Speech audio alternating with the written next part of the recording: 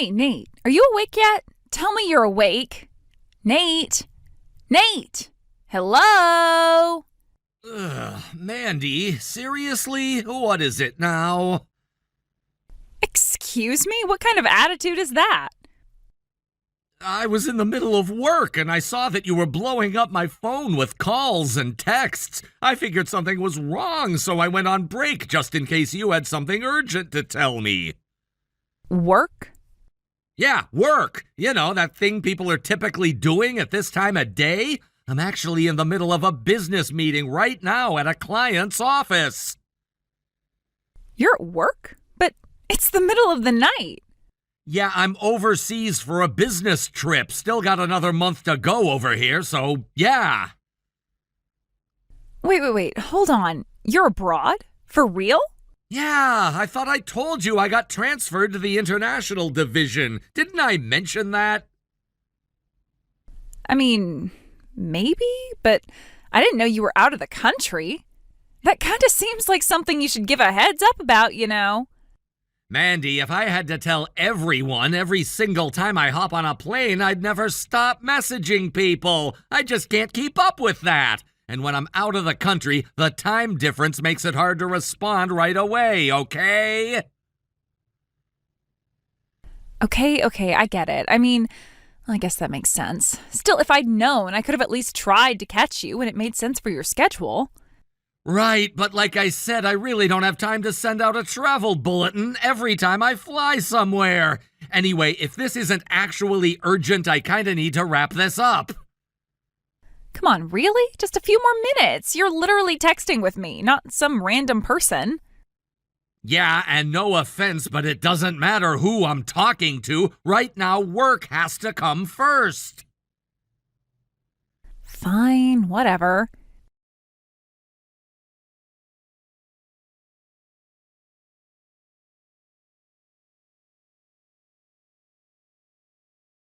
Nate! Hey, Nate, you there? Oh, come on, not again.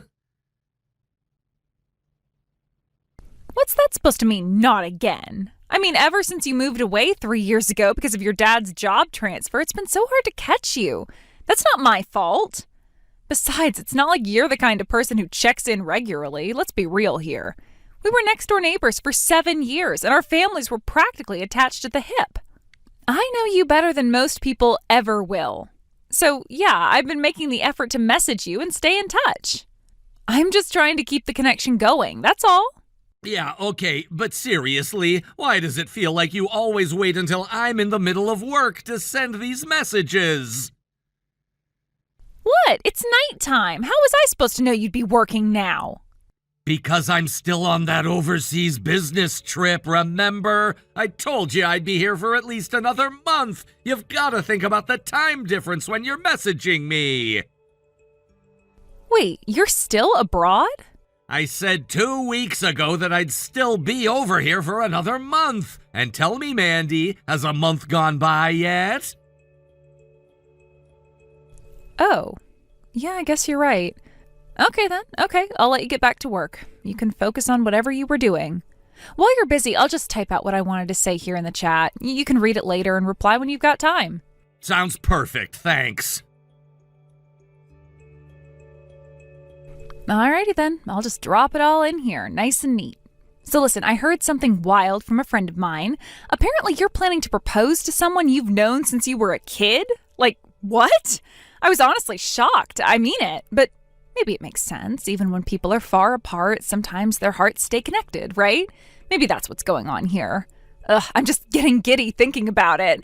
You're gonna propose? That's such a big deal. When are you gonna do it? But, oh, maybe I shouldn't even know about this stuff. Maybe it's supposed to be a surprise. Like one day out of nowhere, you show up at her door and say, "My love, I've been waiting for this day all my life. Will you marry me?" Oh, so sudden and romantic. Or better yet, maybe a fancy restaurant with a beautiful night view, something super classy and emotional. Or you could go really big with it, like one of those flash mob proposals right in the middle of a crowded sidewalk. You know, some people don't like public proposals, but I am 100% for them. A big public proposal like that sounds so exciting. Just imagining it gets me all hyped up. But yeah, none of this goes anywhere if you don't come back home, huh? All right, I'll stop here for now. Not gonna keep rambling. But seriously, I can't wait to hear more about this. That's what you wanted to talk about? Hey, Nate, you're back. So, what kind of proposal are you planning, huh? Come on, just give me a little hint. Hold up.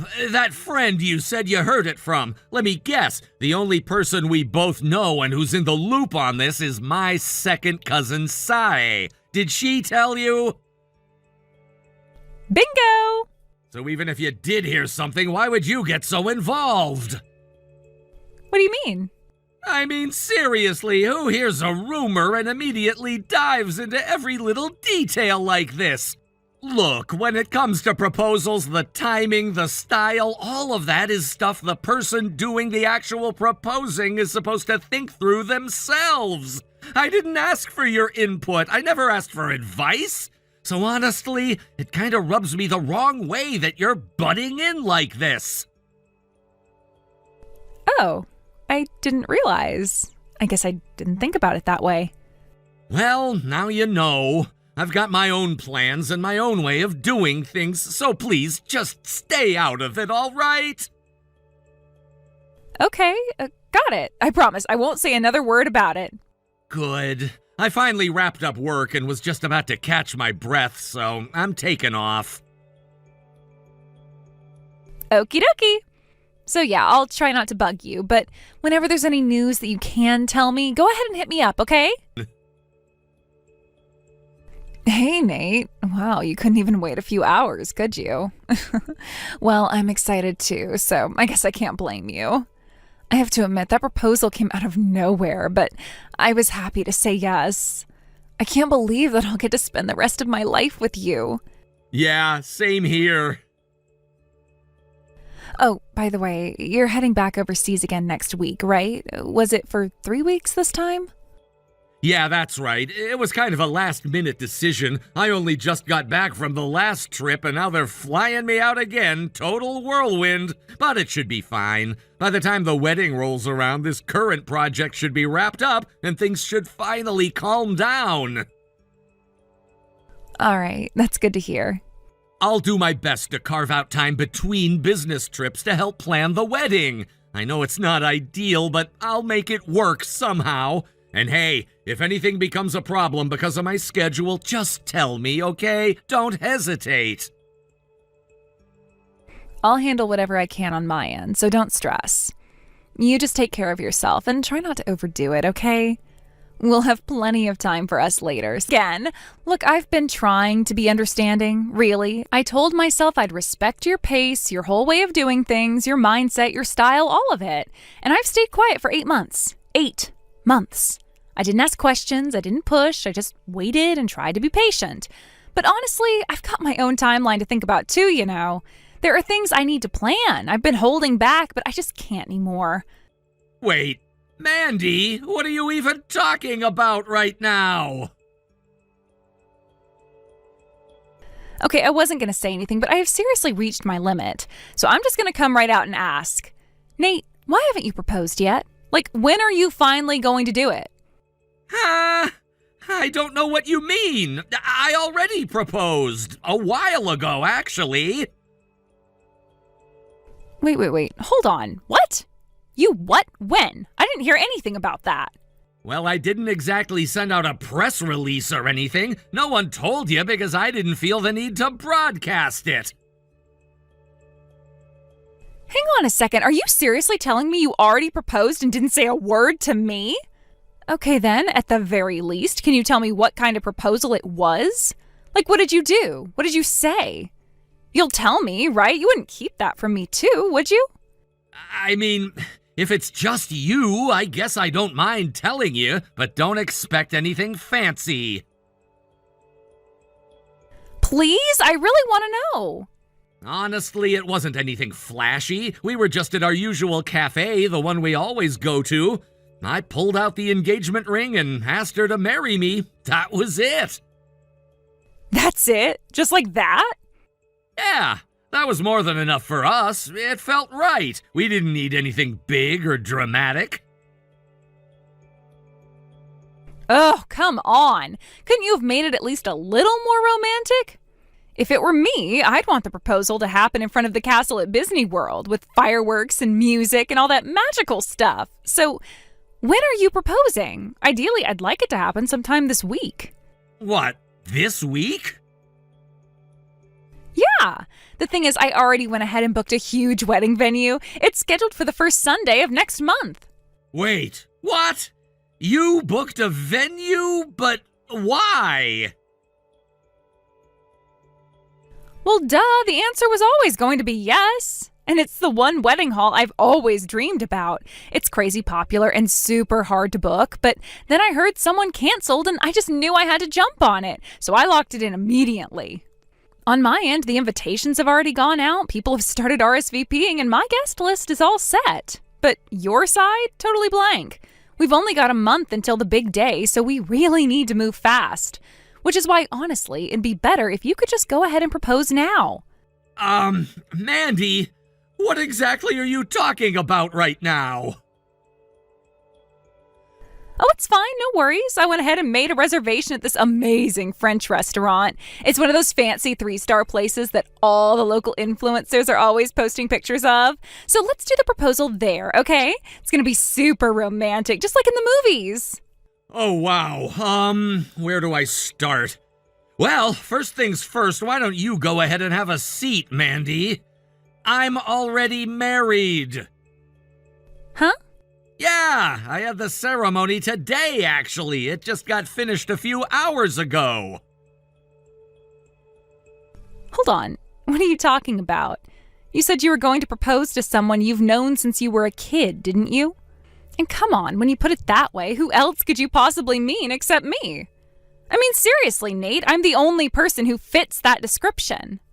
Yeah, about that. We were neighbors from my first year of high school until I finished college, so that's what, 7 years total? But we went to different schools. We barely even saw each other, maybe a couple times a month at most. We never really hung out or did anything together. I mean, is that even what you'd call someone that you've known since you were a kid? Honestly, from my point of view, you were just a neighbor who was around the same age as me and lived next door for a while. That's it. Are you serious right now?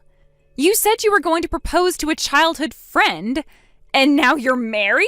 So, what does that make me? I don't understand, Nate. Make it make sense. Who in the world did you propose to if it wasn't me? Yeah, see, that's what I was trying to explain to you. It seems like there's been a major misunderstanding here.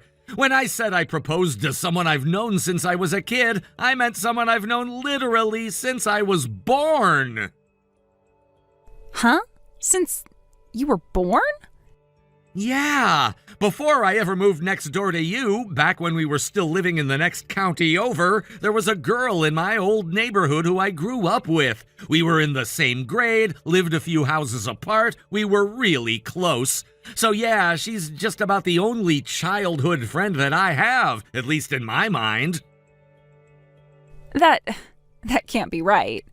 Our dads were best friends back then, so even after my family moved, we kept in touch all the time. We'd message each other, meet up now and then, and just stayed connected in general.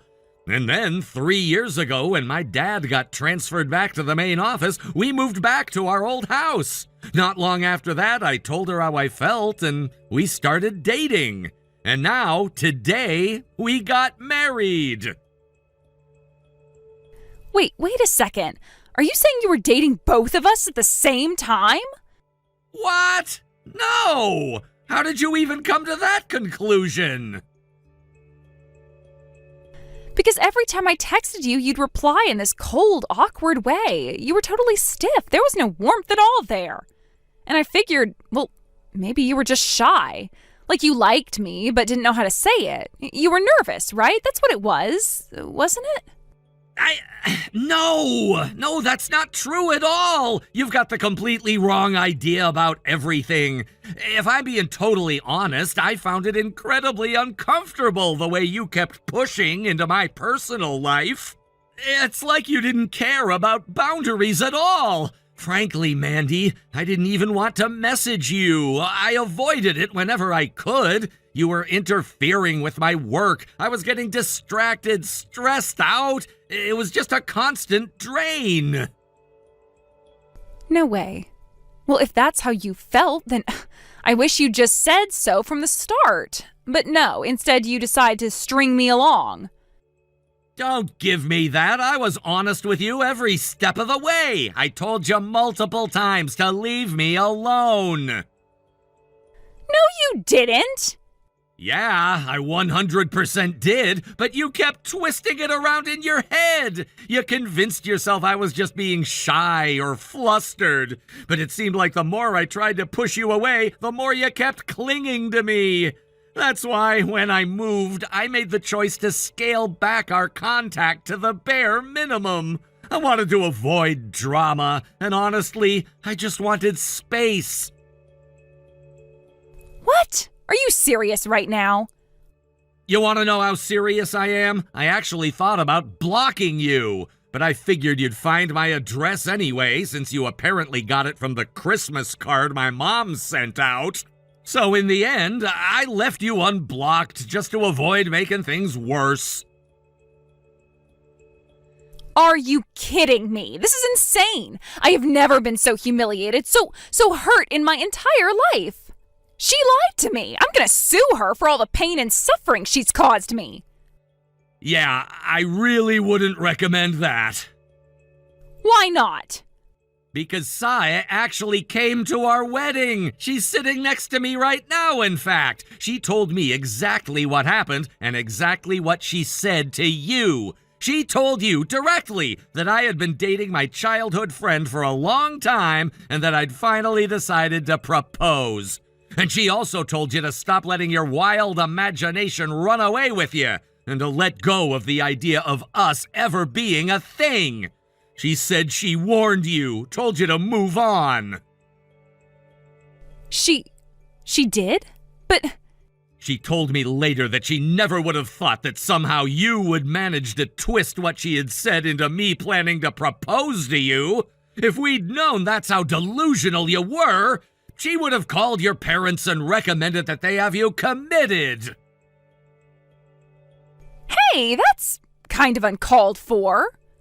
Honestly, Mandy, you really need to work on listening to people properly. You've got this habit of hearing only what you want to hear and rewriting the rest in your head. That's not healthy. Wow, okay, jeez. You're making me sound like I'm the bad guy here, like I'm some kind of crazy, delusional woman with an unhealthy obsession with you. That's because, well, you kind of are. Hey!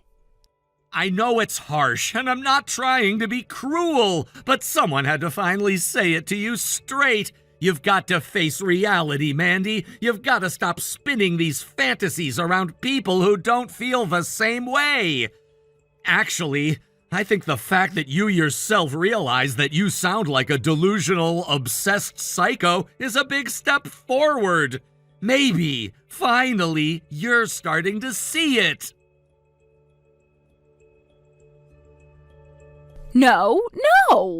Oh, and one more thing. Don't bother coming over to my place. We already moved into our new home. You wouldn't find us anyway. So, yeah, this is goodbye. Wait, just 1 second. You can't just end it like this. What about the wedding? I reserved the venue for us. Now I'm gonna have to cancel it, and that means there'll be a cancellation fee. I thought you were going to cover everything. I don't have any money. Wedding in secret, hiding it from even her own parents. She hired a rental boyfriend who looked vaguely like me to attend venue meetings and pretend we were engaged. Once the guy realized how bad things were, he came forward and apologized to me for his participation in Mandy's stunt. But he was just doing his job. I wasn't concerned about him. The bigger issue was Mandy herself. Canceling the venue came with a 50% penalty on a $60,000 booking, which left her $30,000 in debt. Her parents, stunned by how far gone she was, didn't even try to defend her. They quietly picked her up from her apartment and placed her in a job at a factory run by a strict, old-school boss with a reputation for discipline. Last I heard, she's still working there. Hopefully, reality has finally caught up to her.